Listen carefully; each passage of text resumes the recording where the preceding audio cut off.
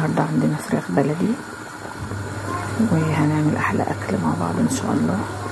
دول فرختين بلدي ما شاء الله، الله اكبر عليهم. هنعملهم مع بعض النهاردة. اهو يا جماعة انا بعمل الرز دلوقتي بحمره اهو زي ما احنا شايفين طبعا. تمام. وعندنا هنا صينية البطاطس اللي هي اسمها النيفنان، عبارة عن حلقات بصل وحلقات طماطم وحلقات بطاطس وطبعا ملح ابيض وفلفل اسود وشوربة الفراخ البلدي طبعا. ودي طبعا الكوسة المسلوقة برضه بشوربة الفراخ البلدي. وهي نبدأ الرز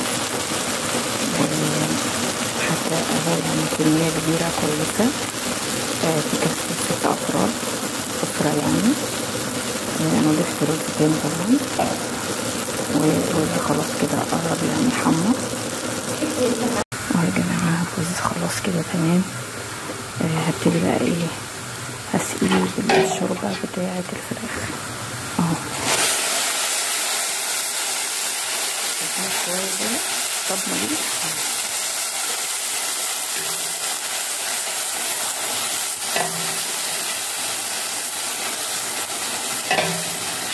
شوية الشوربة بتوع الفراخ البلدي بيبقى الرز طعم حلو قوي وبياخده في حتة تانية خالص اهو.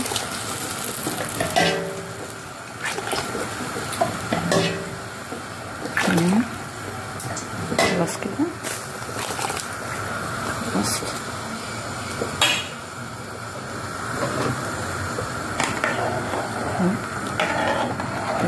هي نزلت فيها الشوربة الكبدة مش مشكلة عادي.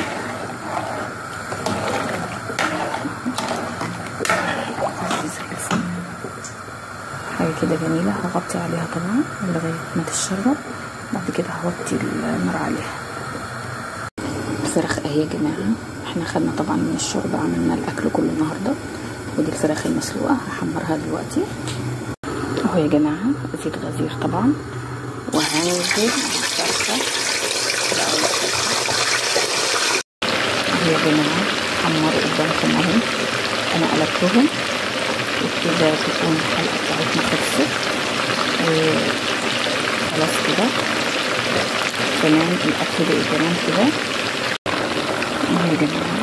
انا طبعا قلبته وحمرته على كل جهة، حمرت الفراخ من على كل الجوانب. شوفوا شكلهم بقى ذهبي ازاي حلو اهي كده خرافة.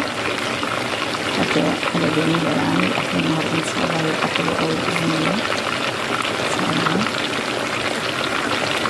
انا كده خلصت على فكرة يعني عملت الاكل كله. الفراخ بس اللي ايه حاجة بسيطة تتحمر فيها خلاص هطلعها اهو يا جماعة.